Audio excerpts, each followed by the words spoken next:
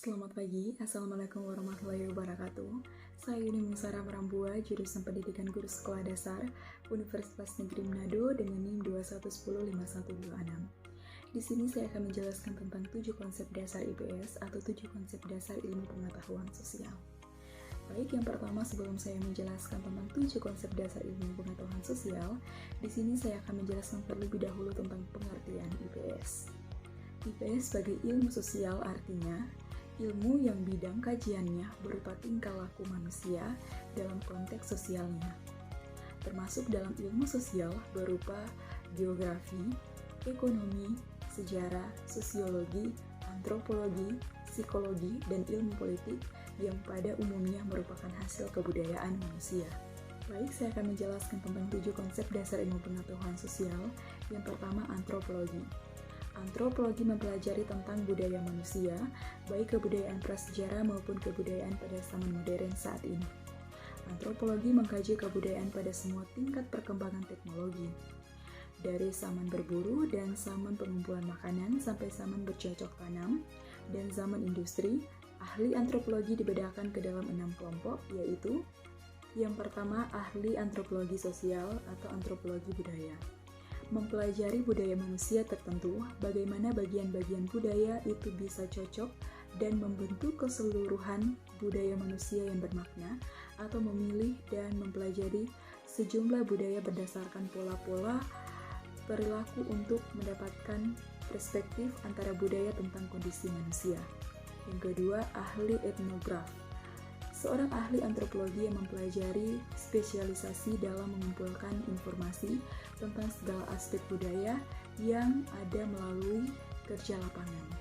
Yang ketiga, ahli antropologi bahasa. Mempelajari bahasa-bahasa yang digunakan manusia dengan fokus kajian pada penggunaan bahasa dalam konteks sosial. Yang keempat, ahli antropologi fisik atau biologi. Menggunakan teknik-teknik ilmu pengetahuan alam, studi makhluk hidup maupun yang sudah berupa fosil dan primat binatang seperti monyet atau kera. Yang kelima, ahli arkeologi. Menggunakan teknik-teknik penggalian dan analisis ilmiah sisa-sisa fisik makhluk hidup untuk merekonstruksi cara hidup manusia yang telah musnah. Dan yang keenam, ahli primatologi. Mempelajari kelompok primata bukan manusia seperti babon, simpanse, dan gorila. Yang kedua, ilmu ekonomi. Suatu studi tentang bagaimana langkahnya sumber-sumber dimanfaatkan untuk memenuhi keinginan-keinginan manusia yang tidak terbatas. Pentingnya manajemen kelangkaan secara khusus dibagi ke dalam 2 bagian, yaitu analisis ekonomi dan kebijakan ekonomi. Kebijakan ekonomi berkaitan dengan aplikasi hasil analisis ekonomi untuk memecahkan masalah-masalah sosial. Ilmu sosial ekonomi, bagian yang berhubungan dengan analisis ekonomi, dibagi ke dalam 2 bidang utama, yaitu ekonomi mikro yang mengkaji perilaku individu-individu, persoalan rumah tangga, perusahaan, dan pasar, dan ekonomi makro yang mengkaji berfungsinya ekonomi secara keseluruhan. Yang ketiga, geografi. Mempelajari permukaan bumi dan bagaimana manusia mempengaruhi serta dipengaruhi oleh lingkungan fisiknya. Geografi dibagi 2, yaitu geografi fisik yang mengkaji aspek-aspek fisik bumi yang meliputi iklim, tanah, sumber-sumber air, penyebaran tanaman dan binatang, dan bentuk-bentuk tanah. Kedua, geografi budaya, mengkaji tentang kependudukan. Yang keempat, sejarah. Mempelajari tentang kehidupan manusia di masa lampau, para sejarawan terkait dengan semua aspek kegiatan manusia di masa lampau, yaitu politik, hukum, militer, sosial, keagamaan, kreativitas, keilmuan, dan intelektual. Yang kelima, ilmu politik. Mempelajari kebijakan umum, para ilmuwan terkait dengan perkembangan dan penggunaan kekuasaan manusia di dalam masyarakat, khususnya yang tercermin dalam pemerintahan.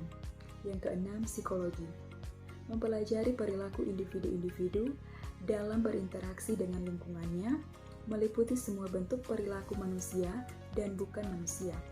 Manusia normal dan abnormal, individu dan kelompok, fisik dan mental, dan secara insting maupun dengan cara dipelajari. Yang ketujuh, sosiologi. Sosiologi mempelajari perilaku manusia dalam kelompok-kelompok. Perhatian utamanya adalah dalam hubungan sosial manusia. Perilaku manusia seperti diwujudkan sendiri dalam perkembangan dan fungsi dari kelompok dan institusi. Tujuan mata pelajaran IPS adalah mata pelajaran IPS di sekolah dasar merupakan program pengajaran yang bertujuan untuk mengembangkan potensi peserta didik agar peka terhadap masalah sosial yang terjadi di dalam masyarakat, memiliki sikap mental positif terhadap perbaikan segala ketimpangan yang terjadi, dan terampil mengatasi setiap masalah yang terjadi sehari-hari, baik yang menimpa dirinya sendiri maupun yang menimpa masyarakat. Tujuan tersebut dapat dicapai manakala program-program pelajaran IPS di sekolah diorganisasikan secara baik. Dalam kurikulum tingkat satuan pendidikan atau KTSP 2006, tercantum bahwa tujuan IPS adalah yang pertama, mengenal konsep-konsep yang berkaitan dengan kehidupan masyarakat dan lingkungannya.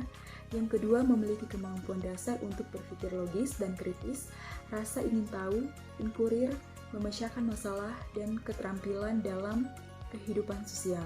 Yang ketiga, memiliki komitmen dan kesadaran terhadap nilai-nilai sosial dan kemanusiaan.